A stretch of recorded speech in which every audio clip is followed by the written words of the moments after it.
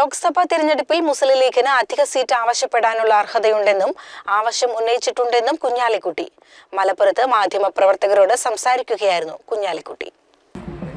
തെരഞ്ഞെടുപ്പ് കഴിഞ്ഞ് ഒരു BJP ഗവൺമെൻറ് വന്നാൽ അവരെന്ത് ചെയ്യും എന്നുള്ളതിനെക്കുറിച്ച് ജനങ്ങൾക്ക് ഒരു ധാരണയില്ല, പ്രത്യേകിച്ച് ചെറുകിടക്കാർക്ക്.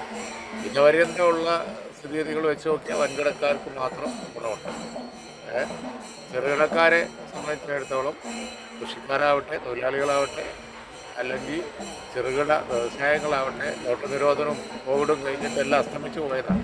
ഈ തിരിച്ചു വരവ് വളരെ അസാധ്യമാണ്. അപ്പോൾ എന്നിട്ടും ഈ ബഡ്ജറ്റിൽ അതിനെക്കുറിച്ചൊന്നും യാതൊരു സൂചനയില്ല. വളരെ മോശമായിട്ടുള്ള ഒരു പ്രഖ്യാപനമാണ് ലോക്സഭയിൽ ധനകാര്യമന്ത്രി നടത്തിയത്.